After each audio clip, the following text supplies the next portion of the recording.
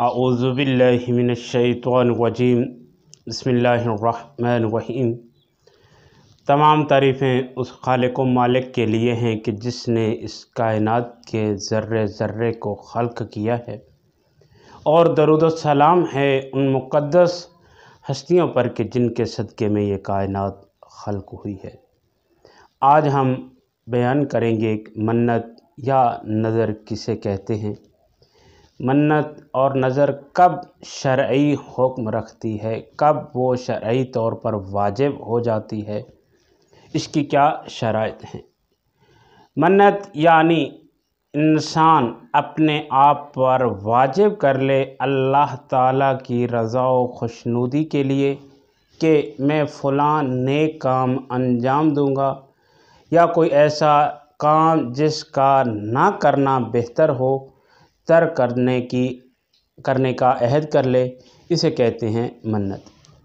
और याद रहे कि मन्नत में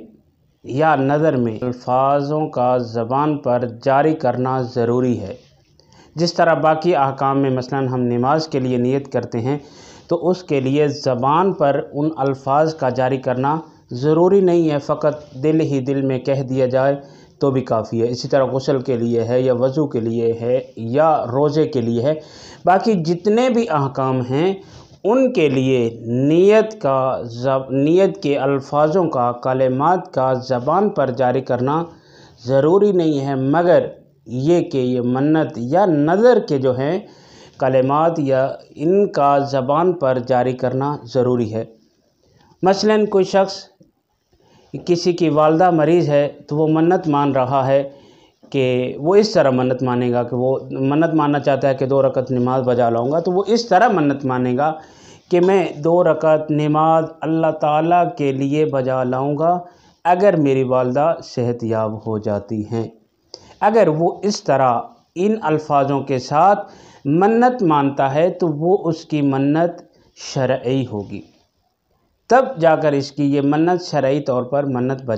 शुमार होगी। यानी इसमें 2 बातों का ख्याल रखना है।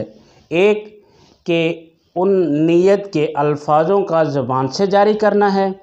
और दूसरा जब आप नियत कर रहे होंगे तो उस नियत के कलिमात में लफ्ज़ अल्लाह का ज़िक्र करना ज़रूरी है। अगर लफ्ज़ बाकी ज़बान पर जारी कर रहे हैं मगर लफ्ज़ अल्लाह का ज़िक्र नहीं किया तो भी आपकी नियत, आपकी मन्नत शरई मन्नत शुमार नहीं होगी। वो अलग बात है कि अगर वो मन्नत पूरी हो जाए तो उसको बजा लाना होगा या नहीं लाना होगा। अगर उसको ले आए, बजा ला दिया जाए तो बेहतर है, वाजिब नहीं होगी। वाजिब तब होगी कि जब आप मन्नत मान रहे होंगे, जब आप मन्नत का इरादा कर रहे होंगे, कसद कर रहे होंगे, तो उस इरादे और कसद के अल्फाजों को बजा लाया जाए, और जब वो अल्फाज बजा ला रहे होंगे तो उन अल्फाजों में लफ्ज़ अल्लाह का ज़िक्र करना भी ज़रूरी है। और याद रहे कि मन्नत में कोई ऐसा काम ज़िक्र ना हो जो शरअन हराम हो या मकरूह हो, या कोई ऐसा काम जिसका अंजाम देना नामुमकिन हो, या किसी वाजिब या मुस्तहब काम के तर्क करने की मन्नत मानी जाए, तो ऐसी मन्नत भी शरई मन्नत शुमार नहीं हुई, बल्कि उसका मन्नत शुमार होगा ही नहीं। या मसलन कोई शख्स ये मन्नत मानता है कि मेरी वालदा मरीज़ है, अगर ये सेहतयाब हो जाती हैं तो मैं घर के फ़लाँ कोने में बैठकर अपनी वाजिब नमाज़ें वहीं पे अदा करूँगा। तो ऐसी, चूँकि मस्जिद में नमाज अदा करना अफजल है, बेहतर है, तो ये मन्नत सही शुमार नहीं होगी। और याद रहे कि कोई अगर शख्स ये मन्नत माने, मन्नत मानते वक्त किसी किस्म की कोई कैद लगाता है, मसलन वो ये मन्नत मान रहा है कि जब मेरी वालदा सेहतयाब हो जाएंगी तो मैं हर महीने की पहली यकम को, यानी हर महीने की पहली तारीख़ को मैं रोज़ा रखूँगा, तो फिर उस शख्स के लिए लाजिम है कि वो हर माह के यकम को रोज़ा रखे, ना इससे कबल ना इसके बाद, यानी यकम को रोज़ा रखना उस पर वाजिब हो जाएगा। अगर उसने मन्नत मानते वक्त कोई قید لگائی تھی۔ ہاں اگر اس نے یہ کہا تھا کہ میں ہر مہینے میں ایک روزہ رکھوں گا تو پھر اس کے لیے یہ ضروری نہیں ہے کہ وہ یکم کو ہی روزہ رکھے، پھر وہ کسی بھی ماہ کسی بھی تاریخ کو، وہ ایک مہینے کی کسی بھی تاریخ کو وہ روزہ رکھ سکتا ہے۔